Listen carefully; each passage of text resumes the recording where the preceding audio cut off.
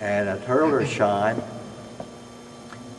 we made the attack at daybreak, and we had taken the town, a small town, and they counterattacked, and we couldn't hold them. Like I said, I was carrying a Tommy and my man with the M1 rifles. All right, we had orders to withdraw because of the heavy casualties we were taking. And the platoon sergeant, my good buddy from Mammoth, Kentucky, he was killed. Alongside, he was killed. And we had orders to withdraw. And around Hurlersheim, it's just as level as this floor. And they had their machine guns set up, and we were taking a lot of casualties in the withdrawal. And the only thing that saved me, I jumped down. There was a depression in the ground, about that deep, and I jumped down in that. And they kept sniping at me. And lobbing in their, it's hard to say, in this 60 millimeter mortars. And they're about the size of my fist, and they could almost drop them in their hip pocket. And I knew that the jig, you know, either would have to surrender or be killed, because I could see them forming a big circle around me, closing in on me. But at the same time, this was on the edge of town, and wherever you saw a church steeple, you knew there was a sniper. And he saw me, and he was sniping at me all the time. So I knew, really, I didn't have any choice.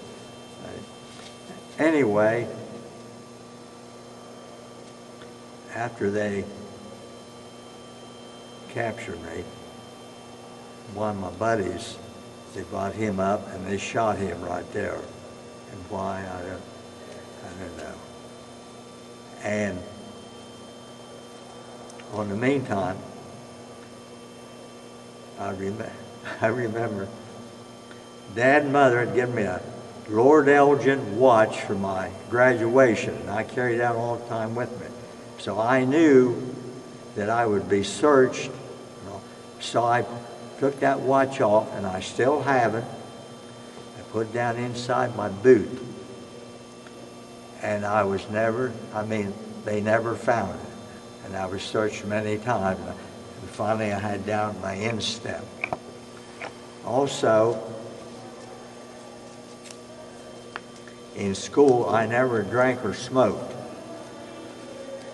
And in our rations, we get cigarettes and chocolate bars. And I have a sweet tooth. I eat chocolate to this day. I have it right out here in my car.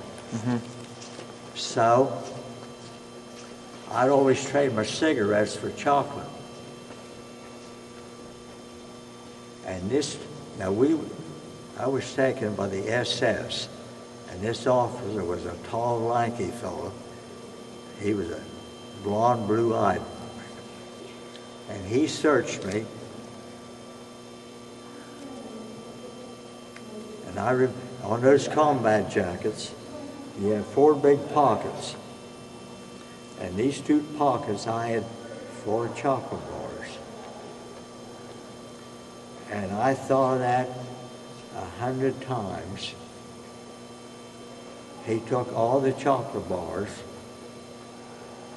out of this one pocket and part of them out of this one.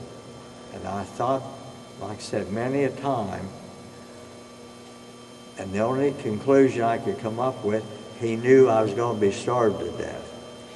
And that's what I lived on for a while, that and grass soup. And I mean grass soup, the weeds, and the broth was as green, was also green. And I lost 50 pounds while I was a prisoner for 95 days. And the first camp I went to, from from Herman. They took me across the Rhine on a barge. And they walked me a couple kilometers to Baden-Baden. And I can remember they threw me down in an old dungeon with the rats, because I can remember. I get shivered. Anyway, I remember that.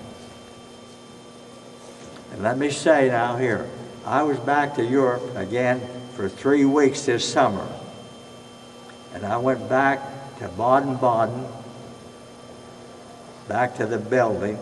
So, and I was at Herman. I was back in the depression where I jumped in. And I was honored and feted. The mayor had it for me, and I was presented a medal there. And from Baden-Baden, I was in 5 prison camps. From Baden-Baden, I went to, they took me to Stuttgart. Then to Mossberg, Stalag 7A. From there to Munich. I remember Munich, our bombers had come over and bombed the railroad yards.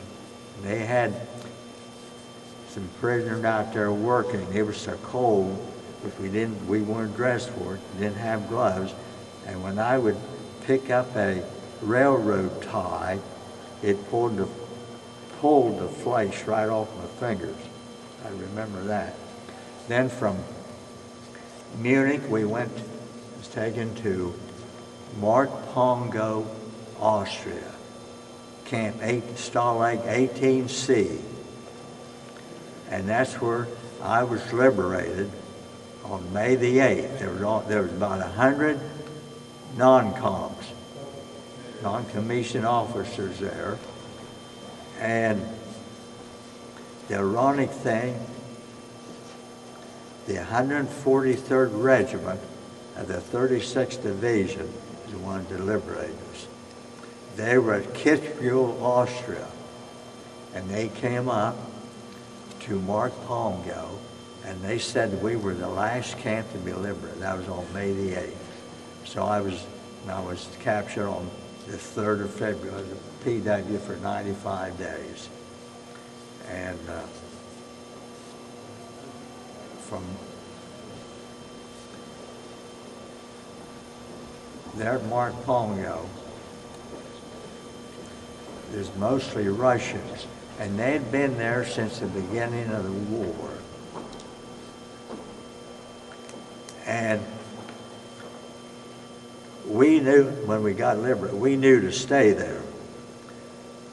But some of those Russians went to town, and they were able to find some food.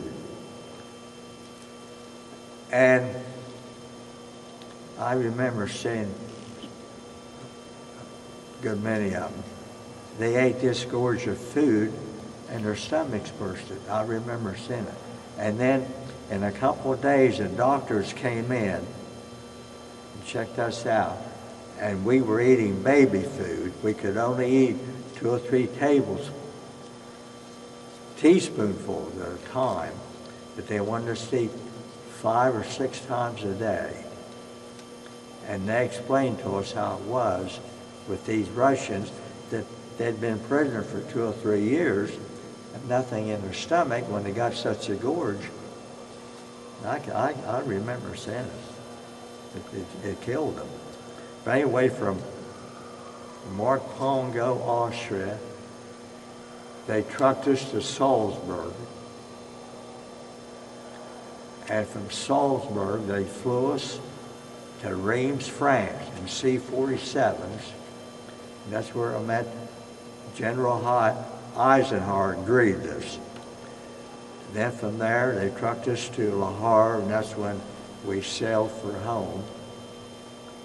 Landed at Newport News, Hampton Roads, Virginia. And I remember the first thing I knelt down and kissed the ground and headed for the PX for ice cream. This is why I have to get things in order. But I remember that very distinctly. Then I was home, and all PWs got a 60-day furlough. Then I reported back to Miami Beach, Florida. From there, they sent me to Fort Belvoir, Virginia. That's an all-engineering camp. From there to Fort Dix. Then to Camp Shanks. This time I was waiting on my discharge. I was had a platoon of MPs at Camp Shanks. That was a port of embarkation. And we worked downtown New York City. We'd work 2 days and be off 2 days. And from there, they sent me to Fort Knox, and I received my discharge on Thanksgiving Day, the 27th of November in '45, because I remember eating my turkey dinner on a dining car between Louisville and Cincinnati.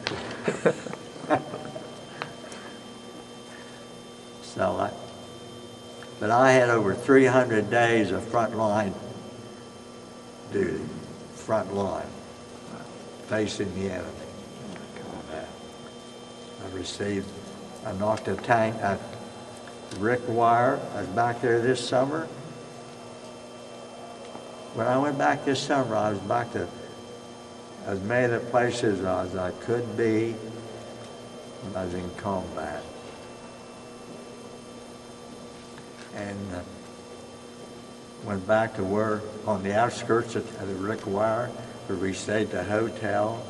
And I took over 1,000 pictures this summer I was there, mostly, and I was treated royalty. Dinners and so forth. And I remember one time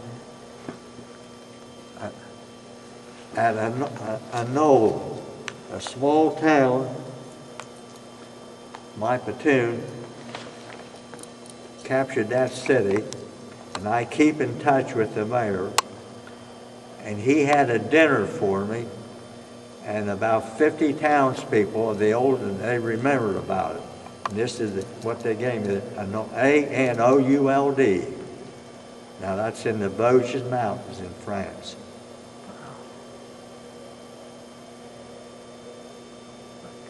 And his answer there, that was hard for them.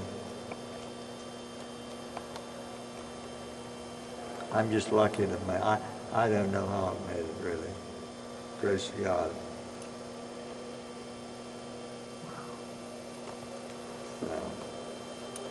But I'm glad I was in the Army. And I'd do it again if I were. This is the Bronze Star, the Purple Heart, PW, and this is the Ohio Veterans Hall of Fame. And last year I was very honored. This is the French Legion of Honor, their highest award.